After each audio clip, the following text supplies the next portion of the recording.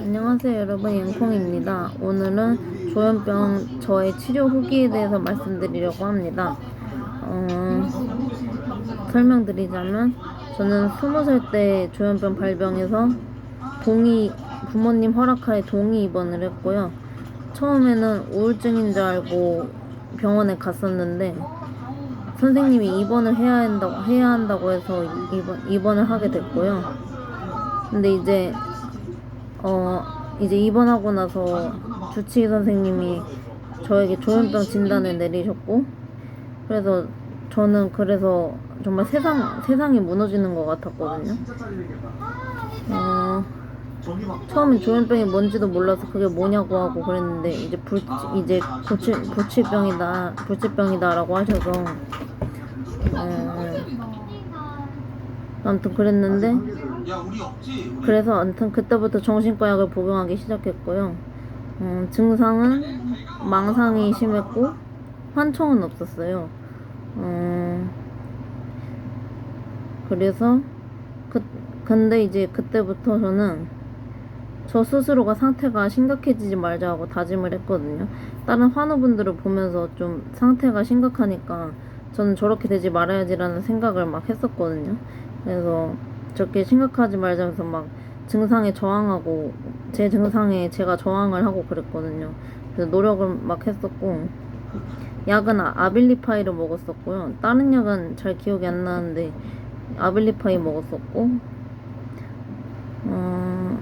그리고 주치의 선생님과의 관계는 굉장히 좋았고, 저를 상담을 잘 해주셔서 좋았고, 되게 저를 서스럼 없이 대해주셔서 되게 제가 좋아했던 주치의 선생님이시고, 아무튼 관계가 굉장히 좋았습니다. 그래서 병원 입원하는 내내 되게 좀 좋은 기억으로 남아있고, 저는 그리고 납병원도 다녔고요. 꾸준한 약물 치료를 통해서 한두 달 만에 처음 상태보다는 호전이 많이 됐거든요. 그래서 제가 퇴원을 하고 싶다고 얘기했는데 주치의 선생님께서 저보고 혼자서 일을 할 수 있을 정도가 될 때까지는 퇴원을 안 시켜주신다 했거든요. 근데 저는 그게 너무 자신이 없어서 처음엔 되게 절망스러웠는데, 퇴원을 너무 하고 싶으니까 어떻게든 일을 하려고 한 거예요. 그래서 그 병원 옆에 바로 옆에 식당이 하나 있었거든요. 그래서 거기 면접을 해가지고 붙어가지고 거기서 일을 하게 된 거예요. 그래서 일하게 돼서 2주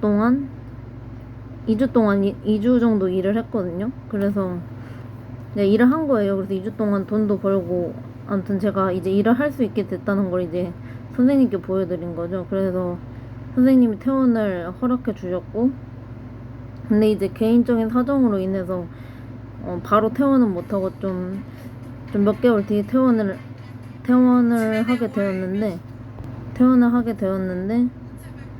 음,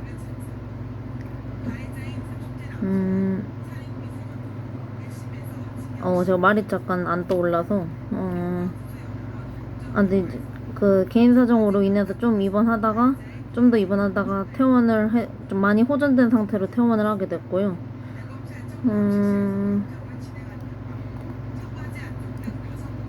결과적으로 꾸준한 약 복용이랑 병을 이겨내려는 의지가 가장 중요한 것 같아요. 왜냐면 약 복용이 없었으면 저는 이렇게 낫지를 못했을 거고, 옛날에 저와 지금의 저를 딱 비교해서 보면은 정말 옛날엔 심각했었거든요. 그래서 약 복용이 굉장히 중요하다고 생각이 들고, 지금 돌이켜 생각해보면 약이 저를 그나마 이렇게 멀쩡하게 만들어준 것 같거든요. 그래서 약 복용도 중요하고, 본인이 그 증상에 저항하고 이겨내려고 하는 그런 의지도 중요한 것 같고, 아무튼 그거랑, 그리고 그 이후에는 제가 병원에 몇 번 입원하긴 했는데, 제가 짤막짤막하게 입원해서 딱히 스토리는 없고, 외래 진료를 설명드리자면, 자기에게 맞는 약을 찾아가는 것이 중요해요. 저는 대학병원도 다녀보고 동네 병원도 다녀봤는데, 이곳저곳 다녀보는 노력이랑 정성이 필요하거든요. 동네 병원에 맞는 약이 동네 병원에서 만난 선생님이 맞는 약을 처방해 주실 수 있는 거고, 대학병원에서도 그럴 수 있는 거고 그렇거든요. 뭐 동네 병원이라고 안 주는 것, 그 안 맞는 게 아니고 그렇고 그런 거거든요. 좀 이것저것 좀 많이 돌아다니시는 정성이 좀 필요하고요. 저도 정말 많이 노력했거든요. 이것저것 많이 다녔었거든요. 그래서 여러분들도 그런 노력을 좀 하셔야 된다고 말씀드리고 싶고, 그렇게 해서 맞는 약을 찾게 되면, 저 같은 경우는 증상의 호전도 호전인데 되게 증상이 호전되고, 저는 요 근래 들어서는 그 망상을 무시할 수 있는 힘이 생겼거든요. 보통 막 집에 있어도 망상이 떠오르잖아요. 근데 저는 이제 집에 있으면 망상이 잘 안 떠오르고, 밖에서는 망상이 떠오르는데, 저는 어떠냐면, 옛날에는 막 사람들이 저를 싫어한다고 생각했거든요. 지나가는 사람들이. 근데 요즘 그 정도가 심했었는데, 요즘에는 그 정도가 좀 많이 줄어들었고, 옛날에는 뭐 1에서 10이면은 뭐 사람들이 싫어할 것 같다는 생각이 7, 8 이 정도였는데, 지금은 한 4, 5 이 정도 되거든요. 많이 좀 신경 쓰는 빈도랑 뭐 그런 게 줄었고,